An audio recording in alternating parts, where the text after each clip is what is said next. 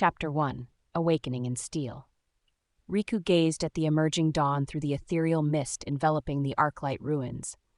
As light filtered through the overgrown vines clinging to crumbling stones, it illuminated the ancient battlefield where echoes of ghostly heroes lingered. Each sunrise felt like a reminder of the journey ahead, a prelude to the day when his purpose as a legendary blade would unfold. Eri, his spirited companion, stood in the center of the ruins, her green eyes sparkling with unwavering determination as she surveyed the remnants of a bygone war. "Riku, can you feel it?" she exclaimed, her voice laced with excitement. "There's magic in the air today, like it's bursting at the seams."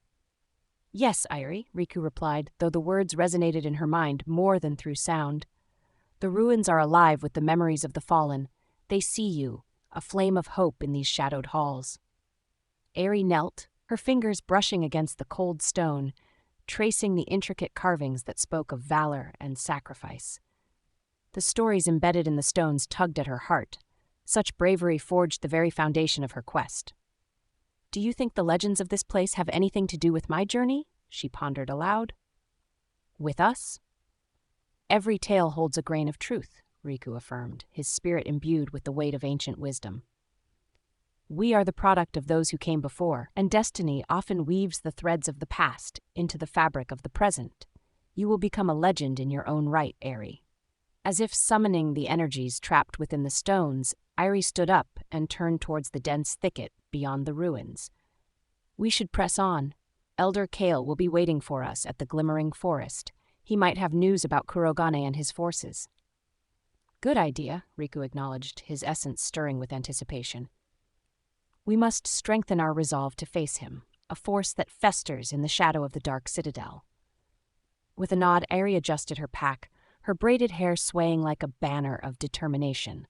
Together they crossed the threshold of the Arclight ruins, its haunted whispers fading behind them as they ventured deeper into a world teetering on the brink of darkness.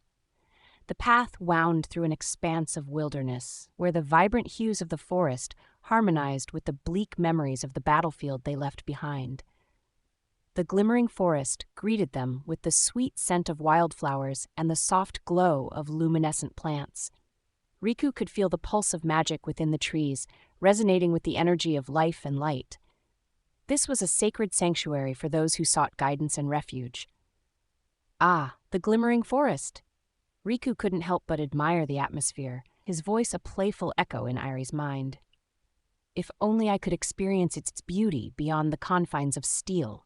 What a sight it must be," Eri chuckled. "You might appreciate it more if you were a little less sharp," she teased.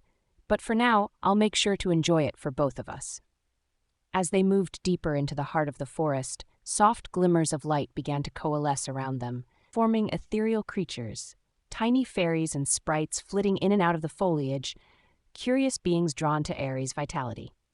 Giggling melodies echoed through the trees, and the atmosphere filled with an enchanting tranquility. "You've made quite an impression," Riku remarked with a hint of dry humor. "Even the forest spirits have chosen their champion." "They feel goodness," Eri responded. As they arrived at a sun-dappled glade, the tall trees parted to reveal a magnificent fountain, cascading water shimmering under the radiant beams. Elder Kale stood nearby, his long white beard flowing like a stream of ancient knowledge. The gnarled staff he carried radiated an aura of authority and warmth. "Ah, young Eri and my dear Riku," Kale greeted, his voice as deep as the forest itself. "You have come at a crucial hour. The winds of fate have shifted." Eri stepped forward. "We felt it, Elder. Kurogane's shadow looms ever closer. What have you to share with us?" Kale gestured for them to sit by the fountain, the water gurgling soothingly as they gathered around him. "Even the winds are aware of Kurogane's schemes. He gathers power, striking fear into the hearts of the innocent. If he possesses the Crystal of Night, the world may spiral into chaos." "The Crystal of Night?" Riku asked, curiosity intertwining with concern. "What is its significance?" Kale responded with solemnity. "Forged from the essence of darkness and forged within the heart of the dark citadel itself, it grants its wielder immense power over shadows. Kurogane seeks to awaken its slumbering influence to compel the wicked to his side." Eri's heart sank. "But how do we stop him?" Your bond, dear Irie, is an avenue to the light, Kale voiced, his gaze penetrating. To oppose Kurogane, you must strengthen your connection to Riku and harness the potential within. Seek out the Forge of Destiny. There you will face trials that bind you together in ways you cannot yet imagine. The Forge of Destiny, Riku mused, excitement washing over him. It's a place of creation where legends are born. Aerie, this is our chance to upgrade not only your skills but our very bond. Yes, together, it's the strength we need to face him, Irie exclaimed. Kale nodded. But remember, the road is perilous. You may confront visions of your past and challenges that test the very essence of your resolve. Visions? Aerie asked, concern flickering in her eyes. What do you mean? Your memories, dear Irie, can be both a strength and a weakness.